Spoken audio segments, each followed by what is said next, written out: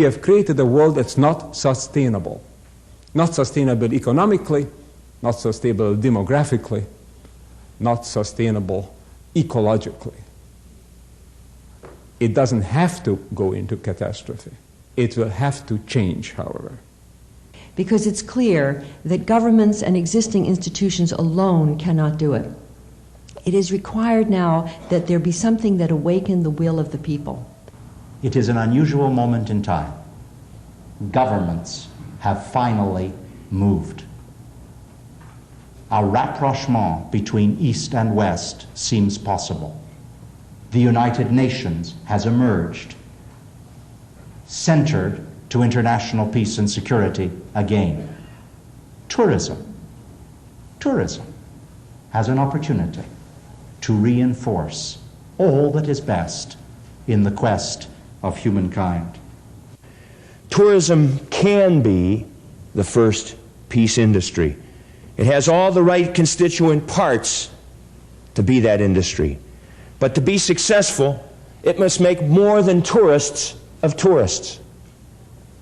It must make more than tourists of tourists. It must do more than move people from place to place. It must move them from an understanding of what is to an understanding of what can be. Traveling is certainly an important, if not the most important, direct and most effective way to inspire the mind with love, affinity, and thoughtfulness for one's fellow man. By meeting people in their own soil and in their own environment, one becomes aware of the fundamental principles underlying the unity and brotherhood of man, whoever and wherever they may be. Thus, tourism is a powerful aid to strengthen the defense of peace. Ladies and gentlemen, the President of the United States. It's a pleasure to send personal greetings to Prime Minister Mulroney, President Finn Bogadotter, and all of the organizers and delegates to the first global conference on tourism. You've called this conference to discuss how tourism can expand its already considerable contributions to peace and goodwill among the peoples of the world. I fully support this worthy goal, and I share the aims of your conference. Tourism, by its very nature, promotes peaceful relationships because tourism cannot flourish in a non-peaceful world. In providing almost limitless opportunities for people from all corners of the globe and all walks of life to expand their horizons, tourism also forges vital communications links between nations. On all levels, tourism encourages exchanges of ideas and exposure to other societies and cultures. And as the scope of world tourism broadens, so do its social, political, and cultural, as well as its economic benefits. I have always believed that people-to-people contacts are the most effective way to break down artificial barriers of distrust and misunderstanding. And there is no doubt that travel facilitates and promotes these contacts more than anything else. I believe it is beyond argument that globally there are great changes occurring in the economic, political, and social structures of our society, which are creating tremendous pressures on all of us. There are the implications of new technology, the effect of international transportation that has created truly the global village, and the staggering impact of mass communication. No one, I don't think, can deny that our society is being buffeted today on all sides by forces which are changing people's perception of their world in a way that none of us could imagine possible even a decade ago. When our world is viewed against this rather harsh but unfortunately, I think, accurate background, the challenge facing the tourism industry as a vital force for peace is certainly enormous. The critical element of tourism to be a force for peace is that it include the possibility for people to expand their identification, because it is a limited identification as human beings that is causing the wars in this world. We have come from Paleolithic families, through tribes, through cities, through city-states, through nation-states, to the point we stand today on this world as nations, and we have to make one more identification, one more move to a larger whole, which is the whole planet. We must know where we go next. Now, where we go next will be through a period that, again, in the new scientific literature, as I'm sure most of you are aware, is described by the term chaos. Now, chaos is not anarchy. Chaos is not a breakdown of order. Chaos is a very special kind of an order, and I'm convinced that we are entering into that kind of an order worldwide on the international level. Many countries are already in that. A kind of an order in which a very small change at one point can have enormous consequences elsewhere.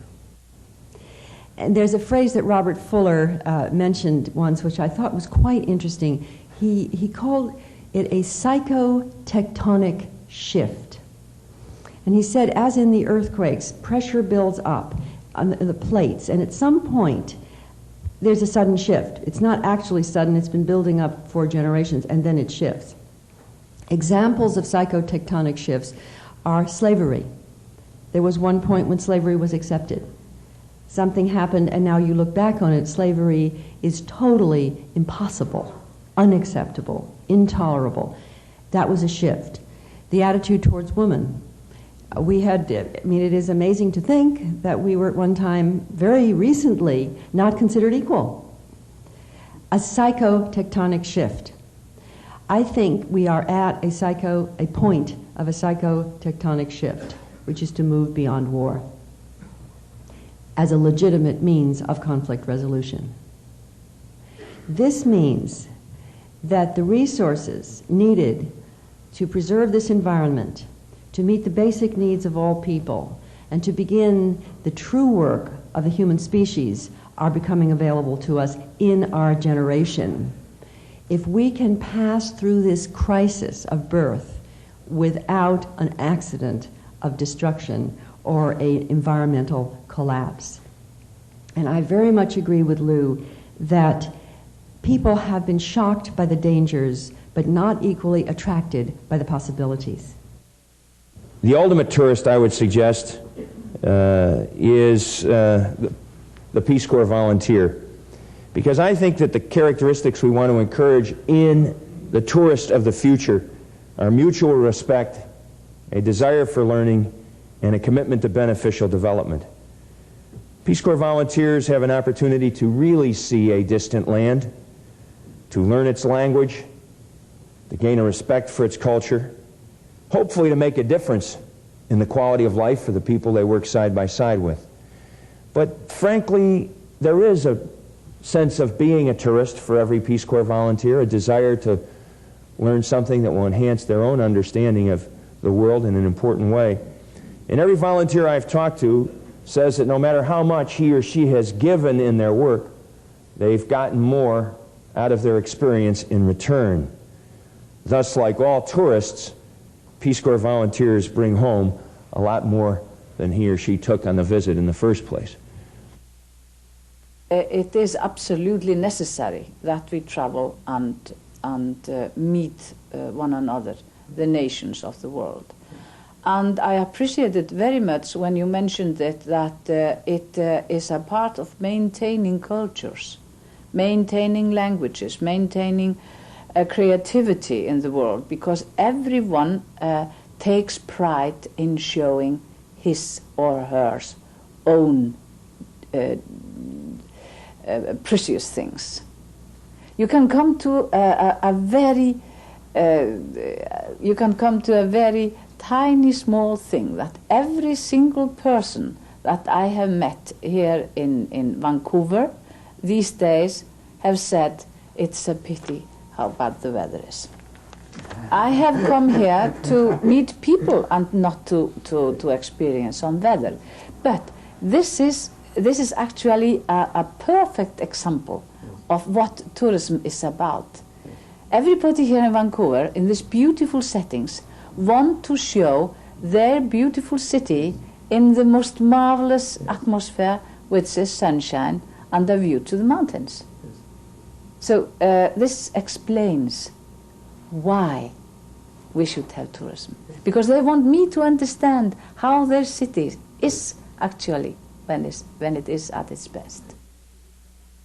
Well, the beauty of international tourism, if it is conducted in a fashion which is thoughtful and sensitive, is that it doesn't add and need not add any of the dimensions of pressure on the planet if it is conducted thoughtfully and sensitively.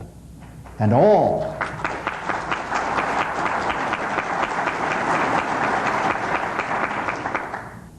so in every single sense when one thinks of it, tourism can become a sine qua non as a force for peace. It can handle it in the classic tradition of cultures and peoples. It can handle it in an indispensable tradition of economic survival. It can handle it in an enlightened tradition of environmentally progressive human activities. Truly rich and diversified world of tourism constitutes a great service to people's well-being. For this reason, I warmly congratulate all those taking part in this first global conference. I invoke Almighty God's abundant blessings upon your honorary chairperson, Her Excellency Madame Finn Bogadottir, upon the organizers and sponsors, upon those who have given their support, and upon all who are taking part in its proceedings. God be with you all.